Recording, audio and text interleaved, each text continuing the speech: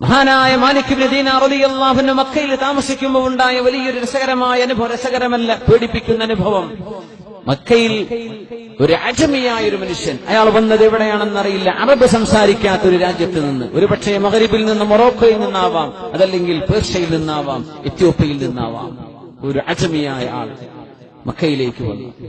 അവിടെ 2 വർഷമായി അവിടെ കഅബയുടെ തവാഫ് മതാഫിൽ രാത്രി പാതിരാ സമയത്ത് എല്ലാവരും പോയി കിടന്നുറങ്ങിയാലും തവാഫ് ചെയ്യുന്ന ഒരു മഹാനെ കണ്ടു. ആ മതാഫിൽ നിന്ന് നിസ്കരിക്കുന്ന ഒരാൾ, അറിയില്ല അയാൾക്ക്, മക്കയിൽ സ്ഥിരതാമസക്കാരനായിട്ടുണ്ട്, 2 വർഷമായി പരിചയമുണ്ട്. അങ്ങനെ ഒരു പരിചയം കണ്ടപ്പോ അദ്ദേഹത്തിനോട് അടുപ്പം തോന്നിയ ഒരു സ്വാലിഹായ മനുഷ്യന്റെ കഥ നമ്മുടെ ആലിമീങ്ങൾ ഉദ്ധരിച്ചിട്ടുണ്ട്. മാലിക് ഇബ്നു ദീനാർ റളിയല്ലാഹു അൻഹു ഇടപെട്ടിട്ടുള്ള ഒരു സംഭവം. ഈ സ്വാലിഹായ ആള് ഇയാളെ കണ്ടപ്പോ 2 വർഷമായി ഹറമിലുള്ള ഈ ജീവിതം കണ്ടപ്പോ അദ്ദേഹത്തിന്റെ കയ്യിൽ ഒരു യാത്ര പോകേണ്ടി വന്നപ്പോ അദ്ദേഹം തന്റെ സമ്പത്ത്, സ്വർണ്ണ നാണയം ഇയാളുടെ കയ്യിൽ ഏൽപ്പിക്കുകയാണ്.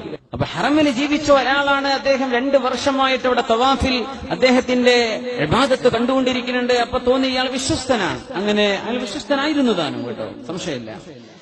അത് ഈ സ്വാലിഹായ ആള്, മക്കക്കാരനായ ആ നാട്ടുകാരനായ ഒരു നല്ല മനുഷ്യൻ യാത്ര പോയപ്പോ ഈ അജമിയായ അറബ് നാടല്ലാത്തിടന്ന് വന്ന ആളുടെ കയ്യിൽ തന്റെ സ്വർണ്ണ നാണയങ്ങൾ മുഴുവനും കൊടുത്ത് അദ്ദേഹം യാത്ര പോയി. യാത്ര കഴിഞ്ഞ് 1 വർഷം കഴിഞ്ഞ് വന്നപ്പോൾ ഇയാളെ കാണാനില്ല. ആലോചിച്ചു നോക്കുമ്പോൾ ഇയാൾ മരിച്ചിട്ടുണ്ട്. പടച്ചോനെ, എന്റെ പൈസ നഷ്ടപ്പെട്ടു പോയല്ലോ റബ്ബേ. ഇദ്ദേഹത്തിന്റെ മക്കളോട് ചോദിച്ചു. അവര് പറഞ്ഞു, ഞങ്ങൾക്കറിയില്ല, വാപ്പ എവിടെയാണ് വെച്ചതെന്ന് അറിയില്ല. അന്നങ്ങനെയാണ്, അറിയാത്തത് കൊണ്ട് തന്നെ അവര് പറഞ്ഞു, ഞങ്ങൾക്കറിയില്ല. സങ്കടമായി ഇയാൾക്ക്. റബ്ബേ, എന്റെ സമ്പാദ്യം മുഴുവൻ പോയല്ലോ റബ്ബേ. മഹാനായ മാലിക് ഇബ്നു ദീനാർ റളിയല്ലാഹു അൻഹു മക്കയിൽ താമസിക്കുന്ന കാലം അവരെ കണ്ടപ്പോ പറഞ്ഞു, യാ ഇമാം, വല്ലാത്ത വിഷമമുണ്ട് എനിക്ക്. എന്ത് പറ്റി ചോദിച്ചു. ഇങ്ങനെയാ സംഗതി, എന്റെ പൈസയൊക്കെ ഞാൻ ഒരാളെ ഏൽപ്പിച്ചു പോയി, അയാൾ മരിച്ചുപോയി, മക്കളും ഒന്നും അറിയില്ല എന്നാ അവർ പറയണത്, ഞാൻ എന്ത് ചെയ്യുന്നു പറഞ്ഞു. അതിന് പോംവഴിയുണ്ട്. എന്താണെന്നറിയോ, കഅബാലയത്തിന്റെ പരിശുദ്ധമായ റുക്നുൽ യമാനിയുടെ അല്ലാഹുവിന്റെ ഹജറുൽ അസ്വദ് കിടക്കുന്ന ആ മൂലക്കടയിൽ പാതിരാത്രി സമയം ആരാരുമില്ലാത്തൊരു നേരം കിട്ടിയാൽ, ആരാരും രാത്രി ഇല്ലാത്ത ഒരു നേരത്ത് റുക്നുൽ യമാനിയുടെ ആ ഒരു ചുമരുകൾക്കിടയിൽ പരിശുദ്ധമായ ഹജറുൽ അസ്വദിന്റെ ആ ഭാഗം വരെ ഒരു മനുഷ്യനുമില്ലാതെ ഒരു നേരം രാത്രി നിങ്ങൾക്ക് ലഭിച്ചാൽ,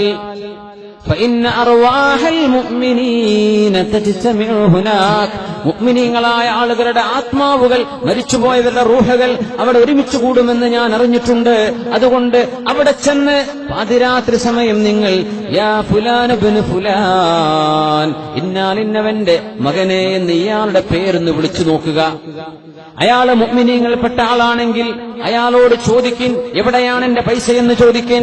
അയാളത് പറഞ്ഞു തരും, നിങ്ങൾക്ക് വിവരം തരും. ഇതാരാ പറഞ്ഞത്? മഹാനായ മാലിക് ഇബ്നു ദീനാർ റളിയല്ലാഹു തആല അൻഹു. അവിടൊന്നും ശിർക്കും കുഫറും വന്നിട്ടില്ല. അതാണ് അത്ഭുതം. അവിടെ ചോദിച്ചു നോക്കിൻ, വിവരം കിട്ടും. അർവാഹുകൾ അവിടെ സംസാരിക്കും, വിവരം കിട്ടും. ഇത് റുക്നുൽ യമാനിയുടെ ഭാഗത്താണ് കിട്ടുന്നത്. ആരാരുമില്ലാത്തൊരു നേരം കിട്ടൂല. രാത്രിയും പാതിരാത്രി ഒക്കെ ഹറമിന്റെ അടുത്ത് തിരക്കാണ്. അവിടെ മുഅ്മിനീങ്ങളുടെ അർവാഹുകൾ വരാറുണ്ട്.